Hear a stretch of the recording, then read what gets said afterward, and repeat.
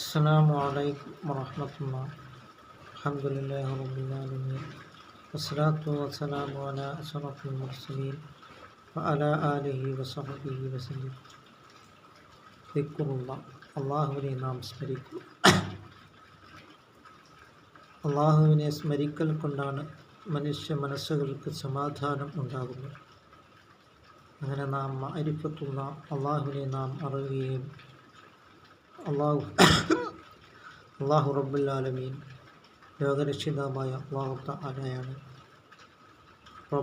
റബ്ബുൽ ആലമീൻ ലോകത്തിൻ്റെ രക്ഷിതാവാണ് അള്ളാഹു തആല.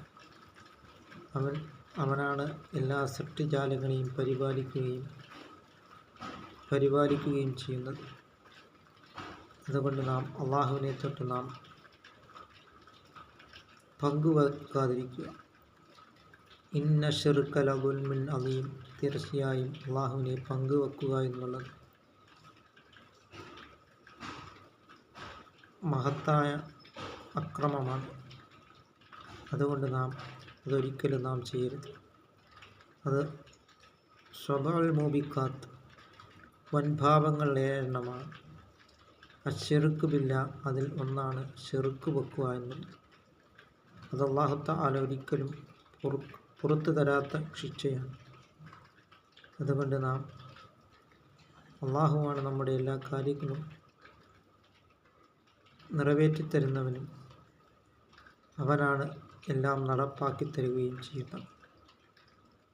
അല്ലാഹു തആലയാണ് നമുക്ക് എല്ലാത്തിനും കഴിവ് നൽകിയിട്ടുള്ളത്. അങ്ങനെ മഅരിഫത്തുല്ലാഹ്, അള്ളാഹുവിനെ നാം അറിയുകയും തിങ്കളായ പ്രവാചകർ സല്ലല്ലാഹു അലൈഹി വസല്ലം തങ്ങളെ പറ്റിയും നാം മനസ്സിലാക്കുകയും ചെയ്യുക.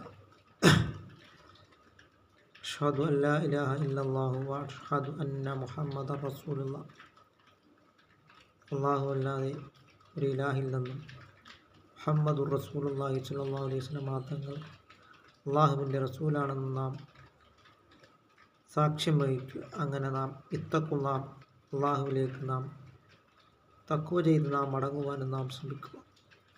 അല്ലാഹു തആല നമ്മുടെ എല്ലാ സൽക്കർമ്മങ്ങളും അല്ലാഹു തആല കബൂലാക്കുകയും ചെയ്യുമാറാകട്ടെ.